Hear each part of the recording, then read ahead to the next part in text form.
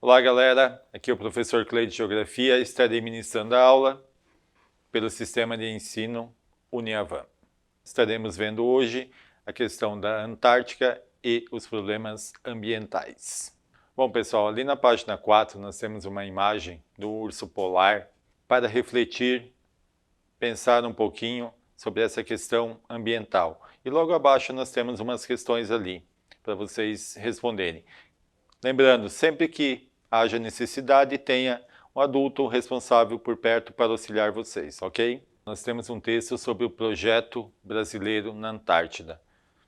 Laboratório criado para pesquisas patrocinados pelo governo, onde diversas pesquisas, testes são realizados, vale muito a pena a leitura. E na página 6 nós temos ali algumas questões relacionadas ao texto. Então dá uma lida no texto e responde as questões ali. Bom, na página 7, dando continuidade à questão da Antártica, nós podemos ver na imagem ali pedaços de gelo se soltando. Essa questão ambiental é bem crítica, pois se pararmos para analisar, mais de 90% de toda a água, mesmo em forma de gelo do planeta Terra, está no continente antártico. Na página 9 nós temos ali dois planisférios, dois mapas representando o continente antártico. Para muitos não é considerado um continente, pois não tem uma população fixa, mas para a maioria dos pesquisadores é considerado um continente, pois possui uma massa de terra sob o gelo. E falando em gelo, estudos recentes comprovaram que existe cerca de 3.000 metros de altitude de gelo distribuída em todo o continente em média. Ou seja, todo o continente antártico possui aproximadamente 3 km de altura de gelo ao longo de suas terras. Bom, na página 9 nós temos ali outro mapa que nos mostra a questão da península da Antártida, aquela entrada que nós temos ali, imaginando que toda aquela região do oceano durante o inverno se torna gelo, ampliando toda a área do continente antártico. Bom pessoal, ali na página 10 nós temos um texto que nos traz informações sobre todos os tratados que foram definidos tanto para pesquisa quanto para proteção do continente antártico, certo? Entre esses tratados, a maior preocupação está entre a Argentina e o Chile, que reclamam uma parte da península da Antártida, que já gerou muitos conflitos, muitas discussões, pois os dois países alegam ter direito à exploração nessa região. Na página 11 nós temos ali em relação ao clima e à vegetação. Bom, por se tratar de uma área que praticamente permanece congelada o ano todo, a variedade de espécies vegetais não é tão grande assim. E a questão da fauna, principalmente se destaca a questão de pinguins, leões marinhos, que são muito encontrados, devido à questão da temperatura. No verão, as médias ficam em torno de 0 grau. E no inverno, as temperaturas podem chegar a menos 80 graus Celsius.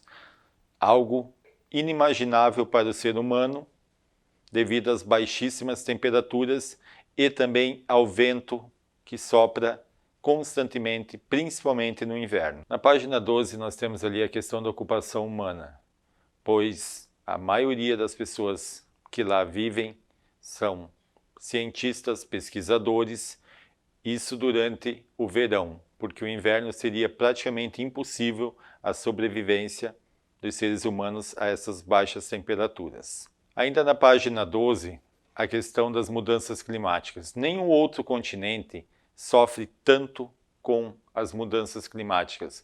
Quando nós ouvimos falar ali, a temperatura global aumentou 1 grau, 1,5 grau, pode não parecer muito, mas por uma área que é formada praticamente só de gelo, essa diferença pode causar um dano terrível e diminuir muito a quantidade de água congelada que nós temos, em forma de gelo, pode provocar um aumento do nível do mar, dependendo do grau de poluição Lembrando, sempre ligado ao aquecimento global. Na página 13, o texto traz ali algumas informações referentes à questão do consumo consciente, evitando a poluição. Lembrando, uma indústria de um país, por mais distante que ela esteja, a questão dos automóveis, mesmo não tendo automóveis, indústrias, fábricas na Antártida, nós vivemos numa esfera e toda essa poluição ela não vai para o espaço, ela permanece no planeta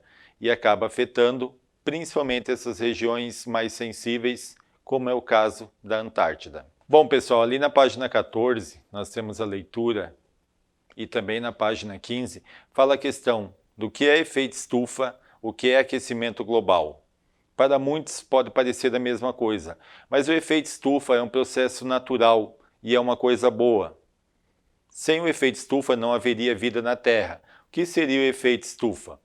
A Terra recebe os raios solares, absorve tanto na parte das águas quanto no continente e reflete para o espaço.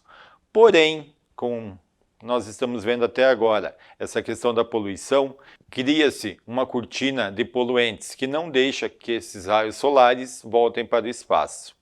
E esse aumento da temperatura, ou seja, se os raios não conseguem voltar para o espaço, se refletirem nessa cortina de poluição, eles acabam permanecendo dentro do planeta e elevando a temperatura. E essa elevação de temperatura é que nós chamamos de aquecimento global. Então, aquecimento global é a temperatura do planeta estar se elevando devido gradativamente ao aumento da poluição.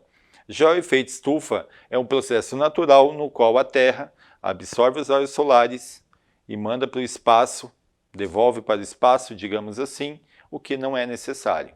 Beleza? Bom, pessoal, ainda ali na página 16, não. Pessoal, na página 16 também tem uma questão muito interessante.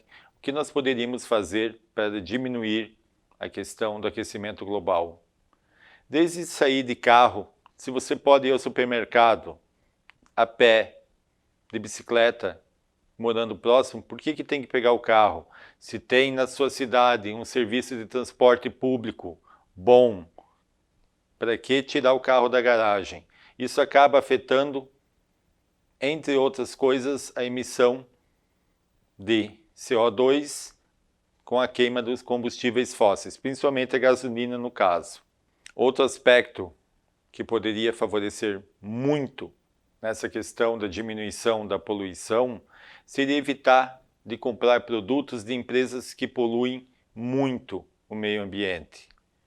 Desde garrafas plásticas, latas, todos esses materiais que demoram centenas de anos para se decompor no meio ambiente e até, propriamente dizendo, os modos de produção, os meios de produção que acabam provocando mais poluição. Isso ajudaria muito na questão do aquecimento global, ou seja, conseguiríamos diminuir essa emissão de poluentes. Só para citar alguns dos principais gases que provocam o aquecimento global, poderíamos citar o CFC, que é o clorofluorcarbono, muito utilizado até alguns anos atrás em refrigeradores ou até naquelas latinhas de spray, o monóxido de carbono, o dióxido de carbono, normalmente emitido pela queima de combustíveis fósseis. Na página 17, no texto ali, vocês vão fazer a leitura depois, vocês vão observar alguns dos principais países, ou seja, os países que mais poluem.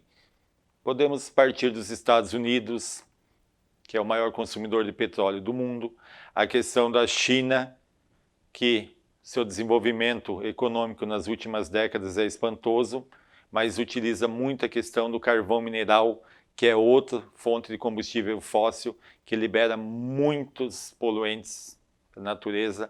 A União Europeia, o próprio Brasil, através da sua criação de gado, o desmatamento, a queimada das florestas, são alguns exemplos de países e regiões do planeta que poluem muito. Bom, pessoal, nas páginas 18 e 19 nós temos as nossas atividades. Lembrando sempre que necessário e possível, tenha um adulto próximo para auxiliá-los nas respostas. Bom, e na página 19 nós temos o banco de dados, que é uma revisão de todos os conteúdos vistos até agora. Caso haja necessidade, revise, leia os textos, veja as imagens. Beleza? Até a próxima, galera. Tchau.